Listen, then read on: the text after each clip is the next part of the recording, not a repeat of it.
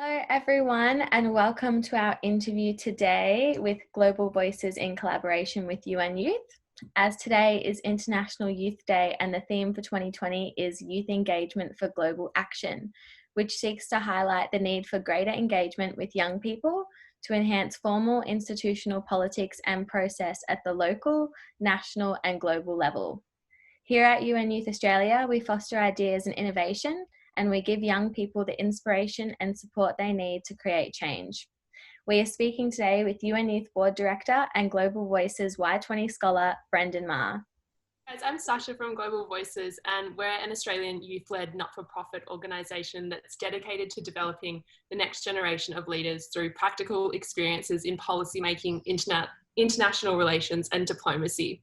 We're a non-partisan and non-advocacy organisation committed to contributing youth perspectives to domestic and global decision-making. And as Sarah just mentioned, to tell us a little bit more about that, we've got our Y20 scholar, Brendan, with us today. Thank you so much for joining us, Brendan. We're really excited to gain your perspectives on a few of these issues. So do you want to start by introducing yourself, maybe your work and study background and any hobbies of interest that you wanted to share? Thanks, Sasha, and thank you both for having me on. It's really great to have a session like this on International Youth Day. So I'm Brendan. I study a commerce and law degree at the University of Sydney. I major in finance, and I just finished my research thesis on some of the development finance and human rights implications of China's growth in emerging economies. In terms of what I do for work, I've spent my time at university working across a few different domains. And so that includes working in politics for a little bit. I worked in commercial law and most recently in investment banking. And in terms of my professional interests, I'm really interested in youth engagement, in the power of young people in making decisions and contributing to some of the decisions that are happening at a global and also national level. I'm also interested in financial institutions and just being able to expand the level of knowledge across young people when it comes to those fields. And I've played soccer for about 15 years of my life. So pretty interested in that too. Thanks for that, Brendan. As today is International Youth Day, why is that particularly important to you to be celebrated and recognised? Yeah, that's a really great question. And International Youth Day is a day that's been designated by the United Nations to celebrate and recognise the achievements, but also the potential for young people. And I think that's really important in a context like the pandemic right now, because despite the disruption, despite the challenges that are facing a lot of people in society, one of the opportunities is for young people to really be part of the decisions and be part of the next steps that are happening in politics, in industry, within our university and our local communities. And I think in all of our shared experiences, we've seen the power of young people through organizations like Global Voices, through organizations like UN Youth Australia, but also within our day-to-day, we meet a lot of young people that are doing amazing things and really trying to make contributions. And I think International Youth Day is just a great reminder that youth can be harnessed towards making really important decisions in whatever domain it is. Yeah, so true, Brendan. And I guess that leads into our next question really well, because we've already touched on how you're involved with Global Voices, but you're also involved with the UN Youth Australia board. So I guess, do you want to provide a bit of background to why you're interested in getting involved in these youth engagement spaces through both these organisations? Yeah, absolutely. So with UN Youth Australia, I'm on the board of directors, and my involvement with UN Youth has stretched all the way back since I was in high school. I remember going through high school, it's really easy for you to follow a certain path and have certain career paths or interests dictated to you, as if there's a specific mold for everyone going into university. And one of the great things that UN Youth does is they go into schools, deliver education and workshops about all sorts of different things that might be interesting in the world around you. So that's a particular type of interest that has stayed with me since high school and throughout university.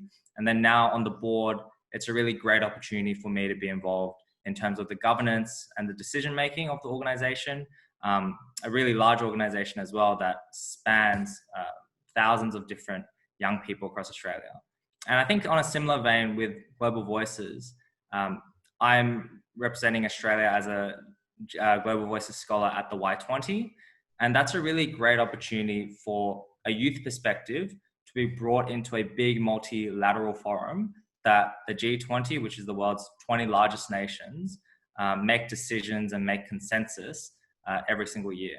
And so I think the common thread in these types of organizations is that you're often engaging, meeting, and learning from other young people, and you're trying to use your own unique backgrounds and experiences to contribute towards either at a grassroots level, education and a greater understanding, or at a higher level, contributing to national and global decisions on really important things. Thanks for that, Brendan. Now that you've kind of highlighted and touched on what about youth engagement you think is important, do you have an example of any positive or negative youth engagement from your time being in the sector? Yeah, so I think I have some really great examples. One of them, when it comes to UN Youth, is what UN Youth does every single year with our youth rep program. So every single year we appoint a youth representative to the United Nations. And that's a really great example of getting a young person that's really involved in the community, that understands how to engage with young people. And we have them run a consultation tour every single year across the whole country, meeting thousands of young people in schools and in their communities. And all that feedback and consultation goes towards informing their speech and their engagement with the United Nations, within various committees. And one of the great things as well is that by the end of that whole year, the youth rep is skilled up as a young person involved in decision making, but their report and their insights are also used in subsequent years to inform different types of decisions. So a good example of that is with Global Voices now, as a national scholar, I'm also involved in writing a policy recommendation that Global Voices is helping to train and lead on. And as part of that, some of the great pieces of resources that I can end up relying on to get the perspectives of other young people in Australia are reports such as the Youth Reps report every single year from UN Youth. So there's really great synergies and really great outcomes when it comes to that type of engagement. So I think that's a really good example.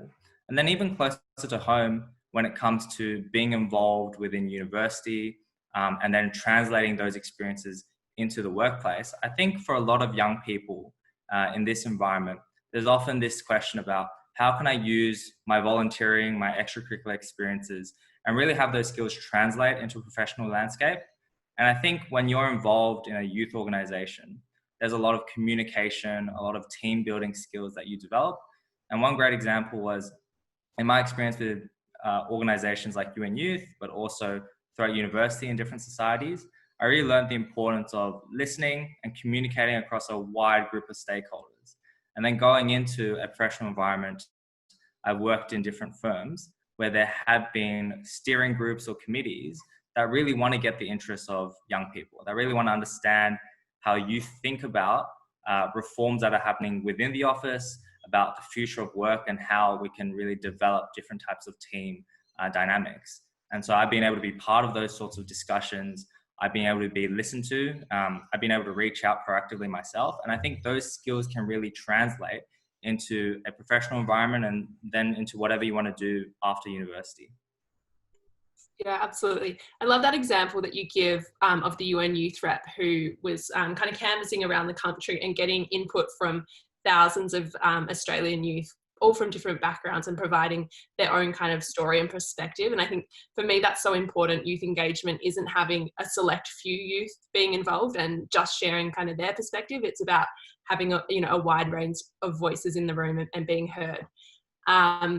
So moving back to the Y20, just for some people who are watching who maybe don't know kind of more of the nitty gritty details about what it is that you're doing through the Y20 this year, and a little maybe about the communique that you're helping to develop for the G20.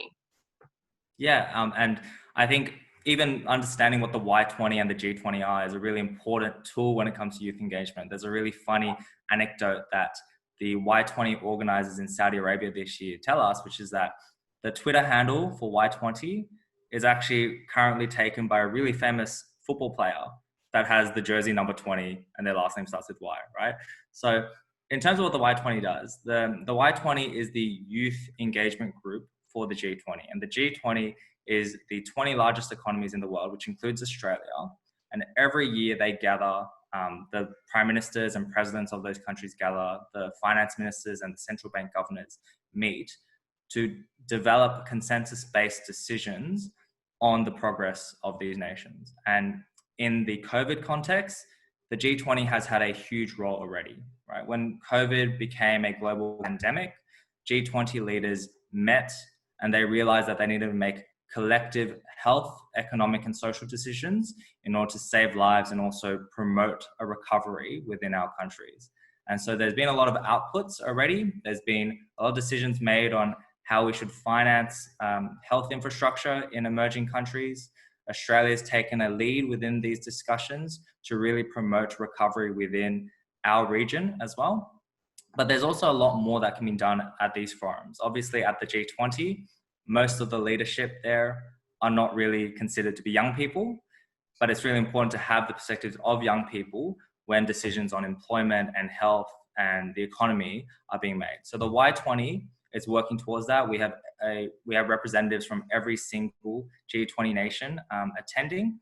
And so far we've had a numerous range of meetings on different streams of policies. So for instance, I'm working in a stream called the Future Fit stream at the Y20, and we're developing with our colleagues around the world policies that help develop the skills, develop the capabilities of our countries and of young people to really take on the challenges that the pandemic provides, but also the challenges from digital disruption and a changing landscape across the workforce.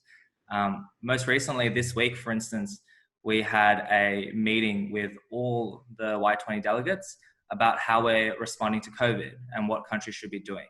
And so it's been a really great example of youth engagement because you have young people from every G20 nation around the world coming together, in the mornings or in the nights, depending on your time zone, and really saying what young people want, making decisions and including policies that can inform the perspectives of the leadership of these countries with the insights and the desires of young people. And so that's been a really great experience so far. And it's really great, honestly, to see so much engagement from young people during the pandemic, because young people are disproportionately affected when it comes to the amount of young people out of work and the amount of young people that now have to study remotely with these different challenges. So it's been a real pleasure and a privilege to be able to be part of that. Yeah, for sure. And like you touched on, we know that the impacts of COVID-19 have been disproportionately felt by young people across the globe, with many young people losing part-time or casual work. So why do you think providing opportunities for young people to gain hands-on experience and upskill is so important during this time? Yeah, and you're completely spot on, Sarah. Young people are disproportionately affected, and a lot of people are quite familiar with the numbers, but I think it's still worth emphasizing it again because it's just staggering sometimes. There's 311,000 young people in Australia that are now out of work because of the pandemic. Youth unemployment is at record highs within this millennium. Youth homelessness is on the rise again. And one of the things that we learned after the GFC is that if young people are out of work during a recession, they're often the first to leave the workforce because they're the casual workforce. They're part of the hospitality or tourism industries, which are hit hard by this pandemic, but they're also the last to re-enter the workforce. And so that means young people are probably going to go back into education. They're going to have more student debt. It's going to be really hard for them to be the ones entering the workforce again. And so I think with the pandemic, it's really important that we do provide opportunities for young people to gain hands-on experience and upskill. That comes through organizations like UN Youth and Global Voices with some of the practical team building skills and the communication skills that come through volunteering, but it also can come in other forms. I think there's a lot of young people that are really putting themselves out there right now and looking for opportunities where they can be part of a project, be part of work, really contribute to socially beneficial objectives. And then also in terms of how we recover from this pandemic, it's going to be really important that we find ways for young people to be part of that recovery. Right? Young people have so many skills, and I would argue sometimes we have much greater skills compared to the rest of the population, especially when it comes to how native we are with digital technology, our ability to engage with new trends, and be on top of disruptions. And that's going to be important when we see a recovery in this economy and in our society. And so it's really important for young people to be at the table and for young people to be front of mind when we think about the opportunities we develop in this landscape. Yeah, absolutely, Brendan. And just on that, do you have any advice for other young people who are looking to get more engaged, or, you know, join the table, as you say? Yeah, so for me, for instance, going through university, one of the great things that I've been able to really keep at the back of my mind is that you're really not limited, right? We live in such an age where there's so many opportunities at the click of a button. We have so many different organizations like UN Youth and Global Voices that are facilitating those opportunities as well. And I think often for a lot of young people, there is a narrative that it might not be your time, or you might not have the skills yet, or maybe someone else is probably better for that role. And I think getting past that first barrier is really the most challenging, but also the most rewarding step. And that leads you to a lot of opportunities that you can really take with both hands. I think the second thing I would say is that once you are in a position to have an opportunity, whether it is within a university society, whether it's that first part-time job that you take on, it's really important that you make the most of it and you reach upwards. And so what I think of when I think of reaching upwards, it's looking for people that can mentor you, looking for people that have that expertise and understand the type of career or the type of impact you want to make, and learning from them. And with those skills and that insight, that can have a snowball effect in terms of the next opportunity that you develop or the next type of work that you're able to do. And I think finally, it's important to really think about where these opportunities are leading you towards. I think for me, going through university, I always knew I was interested in international affairs, in policy broadly, but also I knew that I had a bit of an interest in finance. I remember in first year, I didn't really know much about finance. I just thought to myself, look, this is pretty technical, interesting, but it's something I really want to learn and get my head around. And I think when you have those things as almost guiding points in terms of your motivations, it helps when you're seeking out opportunities to develop your own knowledge and develop the networks that you have that can support you in your own growth. Yeah. Yeah. So being intentional with kind of where you're looking for opportunities, so that they can kind of build on your existing knowledge or areas where you're looking to grow your knowledge. I think that's a really great point. Yeah, definitely. I think just on that, how do you have any advice for young people during this time to keep motivated and to stay positive, to chase their passions? Yeah, absolutely. I think this is a really important point because it's something that I have really direct experience with. I remember when I was going through university, I had a variety of different opportunities to really expand my horizons and get involved. And there was a particular year I remember where everything just seemed a bit too much, where things were not really going to plan. And there were a few instances where I thought, look, maybe this isn't really for me. Maybe the motivation I have isn't really leading to the outcomes that I want. And I think that was a period where I had the chance to reflect over everything. And I'm sure there's a lot of young people that have that feeling, on a semi-regular basis, thinking that maybe this is too hard or maybe it's not working out. And I think in those moments, what really helped me was making sure that I could have a network around me to reach out to ask, and to just learn from sometimes. I think a lot of people, when they give advice to young people, they say that you should reach out and ask for help. And I think that's really valuable. But sometimes it's also important to know that the best advice you can often get might not actually come in the form of advice that is spoken to you in the moment. Sometimes the best advice comes from actually watching someone and learning from their experience. Often you'll have mentors or different people around you that maybe you look up to and maybe you think they've got it all sorted or they have a really good pathway that they can go on. And if you watch them and if you see how they respond to challenges, that also gives you an idea of how to stay motivated and how to keep positive. I also think one of the important things that's coming through during this context right now is that it can be difficult, and it's okay to take a break. It's okay to give yourself a bit of space to regroup.